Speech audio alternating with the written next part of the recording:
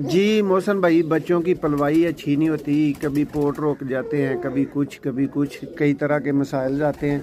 तो दोस्तों, जितना मुझे इल्म है मैं तो अपने इल्म के मुताबिक ही बात करूँगा, अपने इल्म के मुताबिक ही करनी चाहिए। दोस्तों ये सिरप है, ये जितने माँ बाप कमज़ोर पड़ जाते हैं ना बच्चे पालते हुए, इसके साथ कभी भी कमज़ोर नहीं पड़ते अगर अल्लाह को मंजूर हो।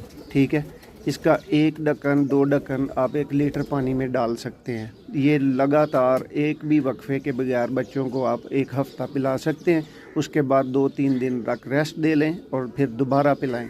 और अगर दोस्तों आपके बच्चे साथ में कमज़ोर हैं या आप समझते हैं किसी तरह की इन्फेक्शन भी उनको साथ चल रही है, तो फिर आप फ्लैजल का भी दोस्तों इसी के साथ 1 ढक्कन डालेंगे और दोनों को मिक्स करके 1 लीटर पानी बना लें। 20-20 सीसी की सिरिंज में दोस्तों वो अपने बच्चों को पिलाएं।